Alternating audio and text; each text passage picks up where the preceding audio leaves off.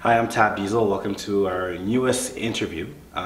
He's an entrepreneur. He's been killing it in the music business, and we're gonna get a little bit more personal with him and find out what he's trying to do with the movement in Ottawa and worldwide. 10 worldwide. That's the Instagram name. It's down right now. Hashtag. And yeah, let's introduce to our main man over here. His government name is Mehdi. But his Instagram name is Pop. He's probably going to ask me for my social insurance number. So I don't know which route you're trying to go. What do you want people to know you as? Friends and family, they call me Mehdi. On Instagram, I'm Pop. On Instagram as well. Yeah. All right, so I mean, we've known each other for quite some time. I know what you're capable of. This guy, humble young man, and he's killing in the game, like I said before. And again, let's just get more into the personal side of things and also the business end of things as well. Okay, so sure. So how did you start with 10 management? 10 worldwide. So I finished a couple of projects, and I was kind of excited to figure out what to do next. And a good friend of mine, actually, he's kind of my big bro. One time we were just sitting down, and I remember it perfectly. He was like, "Music, bro, music." And so kind of took my time with it, figure out if that's something maybe I want to explore. And I love the entertainment business, and I love really just that fast-paced environment where you're working on a project, where you're working on a single, cover art. So it has that multimedia aspect to it. It has culture to it. It has social media, promotions, and obviously strategic planning. If you want to do something right, you gotta be like 10 steps ahead.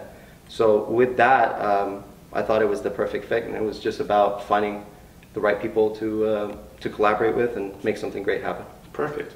And why did you actually get into the business in the first place? I know you have a lot on the go. You're doing multiple things, but specifically music. Again, you said it was a fast-paced environment. You love that.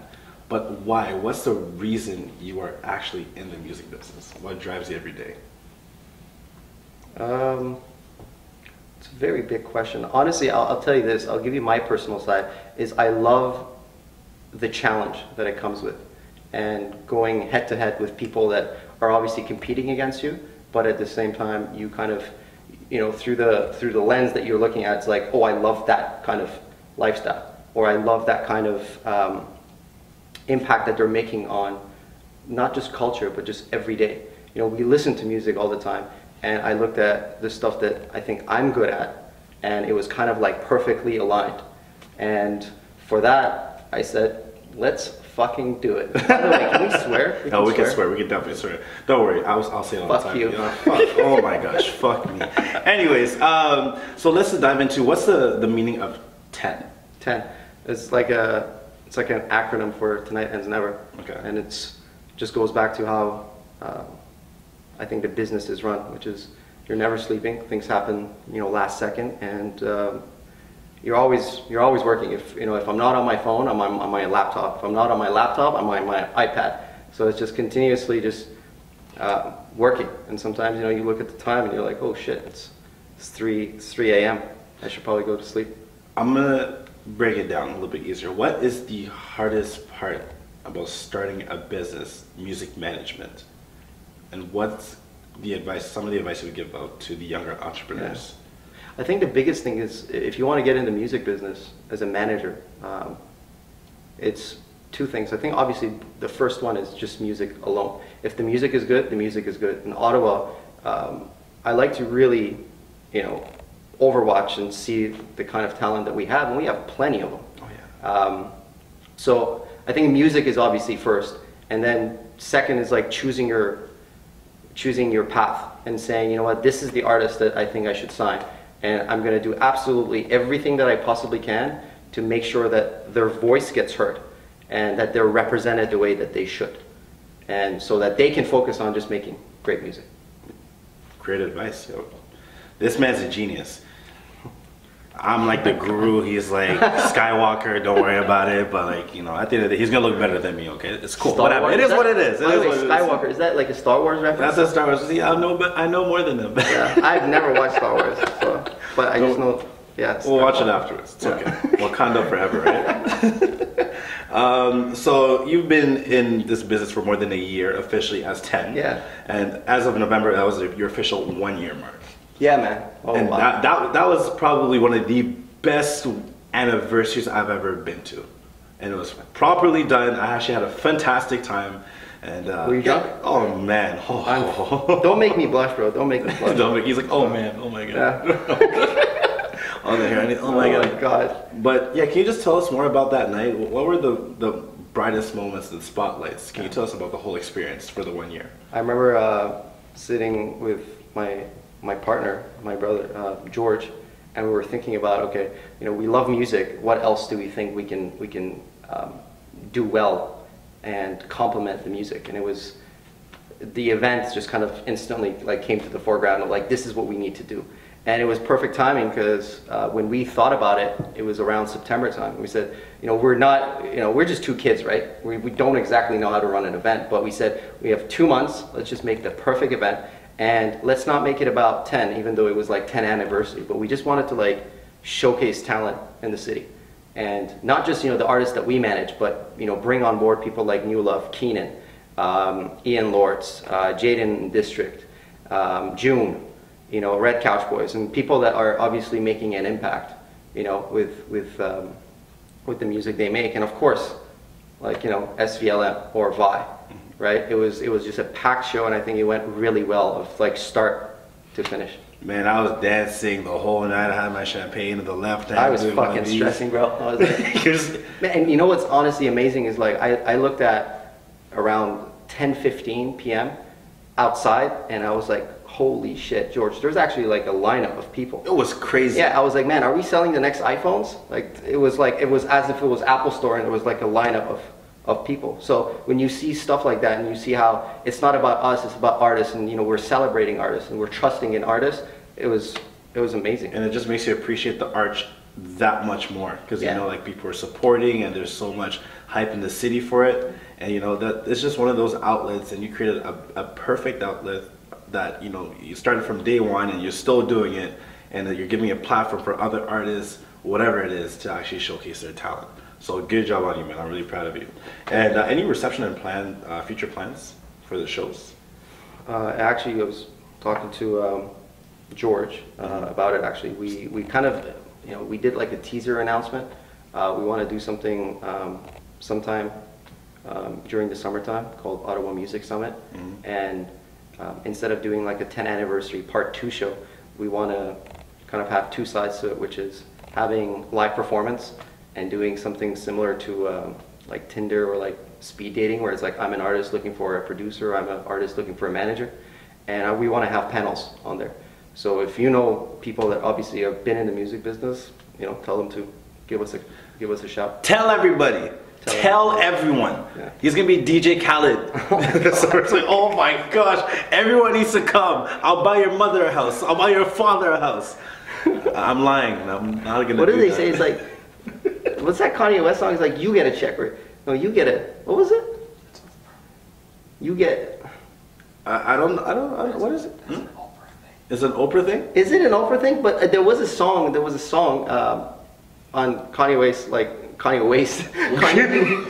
Do not put that. But there was a song from Kanye West's album, like Life of Pablo, and it was like you get this and you get that and you get that. But anyways, I don't know. You lost me on. Yeah, I just Google afterwards.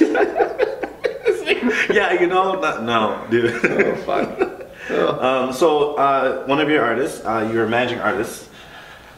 As everyone knows. So we would like to know, you know, how is it working with Vi? I don't want to make it sound like over the top, but it, like, every single day, it's special. Like, she's always making music, and when you look at like an artist, right, you know, it's about the music that they're obviously working on. It's their brand, right, and what image they want to portray. And you know, the third aspect is like legacy. It's like what happens in like 20 years from now. And from all those different criteria, it's like she's perfect. And I think everything we do is a creative collaboration, you know.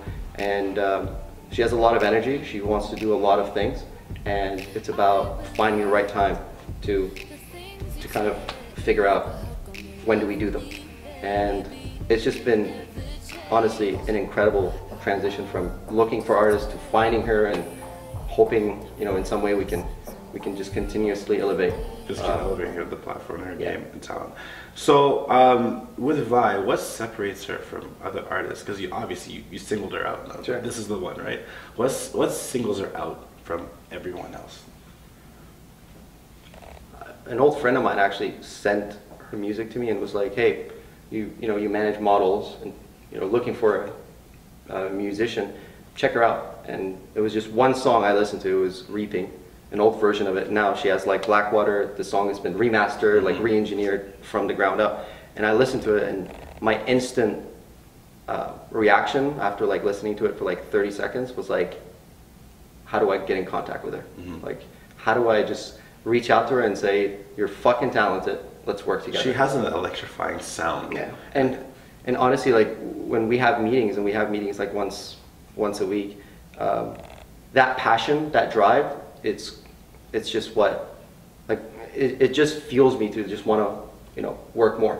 And personality wise, just the way she talks about music and how she wants to do this and this and that. It's like, yeah, you just want to work with people that obviously you find similar common interest in, and people that you have their back and they have yours, and that's amazing. After this, get me an autograph. I'm not playing, man. Get me an autograph after this. You're not gonna sell it on eBay, right? No, in Africa. Anyways, this is working with Wakanda Forever. How is it working with SBLM? That's your male artist as well, yes? Yeah. So when George kind of came on board with us on 10, we were not necessarily looking for new artists to sign, but George kind of recommended, hey, like, there's an artist out there. He's been making music for a while, like 3-4 years. He had like a show at the old mansion. Remember Bourbon Room Mansion? Yeah. So I listened to one song again, and I was like, this is good, let's just set up a meeting. And from the work that he's done before to now, it's been a very drastic change. And not necessarily that the old stuff was bad, it's just this stuff that I personally listen to, and music is subjective. I was like, wow, this is incredible. Like Hopeless was one of those songs I listened to. I was like, yeah, this is it. This is it. Yeah. And so George kind of set the whole thing up, and when you're in any business or just life in general, life is fucking short. So you have to kind of pick the bags that are going to be successful, and they're kind of like their scent. So I was managing Vi at the time, and I didn't want to kind of take anything away from the work that we were doing together. So George was the big help. He was the co-manager, and he kind of said, you know what, I'll manage the stuff that you obviously don't have time with, and I help out in any way, shape or form. Right now, managing 2 artists, I think Vi and Salem, it's kind of like the sweet spot of the perfect up and coming female artist and the perfect up and coming male artist. Yeah, and you know what? It definitely, and with males and females. Actually, I have a question for you. Who's harder to work with, males or females? Honestly, in my situation, like both artists know what they want, right? And it's about like polishing it and kind of building a strategy of like, you're gonna do this. We just need to kind of figure out the timeline of doing it. I think Vi, the reason I say Vi in this very aspect is it was the first artist that I kind of brought on board to 10. And the transition, like, I'm learning too. It's not like I was in the business for like 5 years or 10 years and decided to just open up a new shop. It was the perfect transition. For me, working with Vi, it's honestly very simple. It's as if like we're not even working. So because of that, I would say she obviously taught me a lot of how to deal with situations. So I probably would say Vi, but I would also probably say Salem.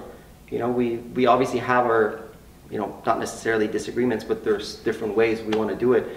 But it just goes back to the last point of, like, as a manager, your job is, your artist has a story, and the best person that can tell that story is the artist.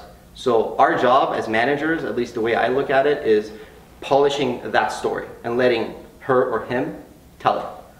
So, I don't know if I answered the question, but honestly, working with both of them is amazing. Yeah, I almost shed a tear, man. That was beautiful, yeah. man. Where's Holy those bounty fuck. napkins, right? Can we get Kleenex up in this joint?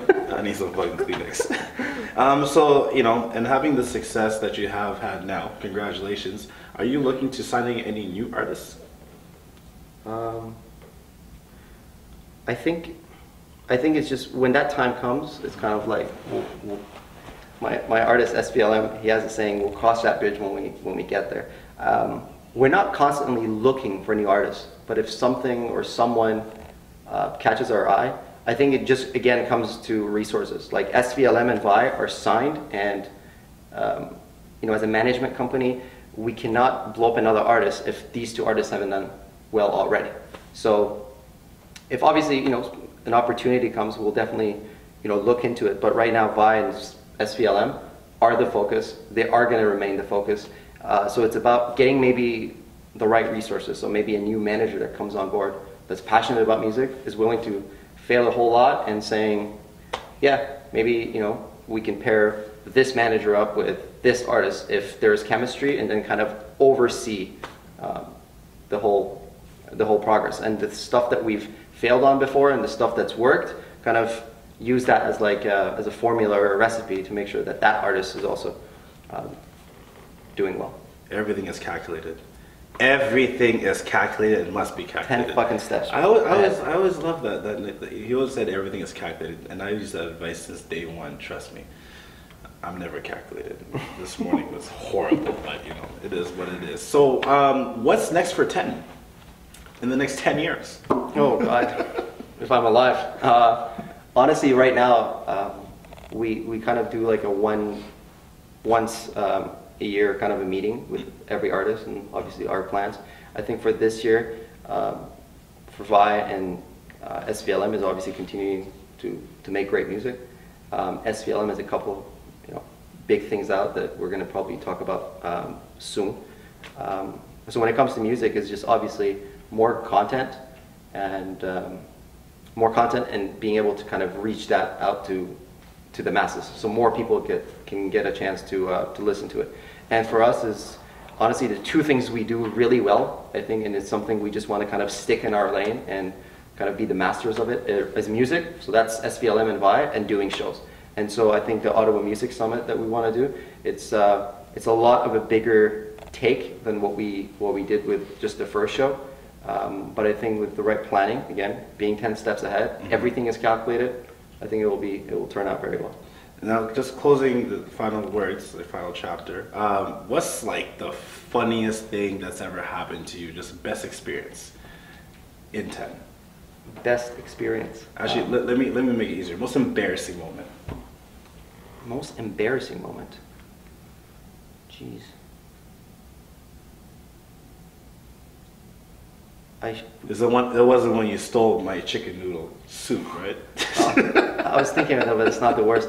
Honestly, I'll tell you this is, I'll give you the shortest version, but like I want to kind of talk about it a little bit. Is like when I went through my Instagram and I was looking at 10 Worldwide's like Instagram page, and like the stuff that we were doing last year, this time, it's fucking unreal how, you know, this time just moves, and the amount of stuff that we've done in such a short period of time.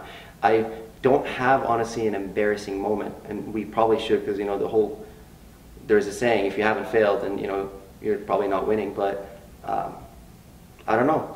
I really, at least nothing comes to mind. If there is, I'll send you me a text. I'll send you a Snapchat so you can just put it, be like, you know what, he was actually bullshitting. There was a fucking mistake that was made, but no, man. I think working with good people that know exactly what they want, like those artists, Vi and Salem, SVLM, like they know what they want, and it's just about making it happen. And that's the kind of job I get to be fortunate enough to do, which is just, you know, make it happen. Look at it this way. So I think as an artist manager, right, I have a saying, if you want to like oversimplify it, it's like, my artist has a brand and a legacy, and I oversee that worldwide. And I think working with them, it's been so incredible that the fail you know, hopefully cross your finger, it never comes, but like it hasn't come yet. And it's, yeah, you just made me realize it's actually scary, because you probably want to fail, but yeah, not yet. Failing is the best thing that will happen to anyone until you come to that. Yeah. When you realize, and then when it happens to you, then you know, let me know. I'll make you fail on purpose. Trust me. I will make you. You'll fail. be my biggest critique. Just, you know, I don't think you should have done that way. No, wrong. I'll be like, you know what? Did you schedule an appointment with me? I think I'm gonna take over 10. I think I should take over 10. We're not selling. We don't have stock options. We don't have stock options yet. Anyways, any final words you'd like to say to the viewers? Man, I just honestly, over the past year, it's been incredible. Like the community, like Ottawa music scene, just has embraced us. And the only thing we want to do at this point is just make great music and, you know, bring the city, you know, closer together. And it's not one of those things, support local. There is great music. Let's support it, and, you know, let's, you know, we're strong individually, but let's just be stronger. We're the strongest team, together. Yeah, that was a big speech. Fuck my life. And where can people find you on Instagram, Snapchat, and for 10 as well? Yeah, personally it's pop.ca, so pop.ca.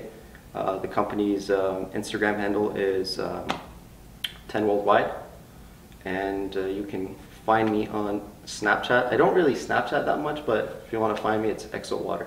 XOWATER? Yeah. Perfect. Also, the links are going to be in the description as well, so you can find them there, and also 10 Worldwide. I'd like to thank everyone for watching this video. It was a pleasure having you here on the interview of the show. Appreciate it. And catch you next time, and I'll be managing 10. Peace out.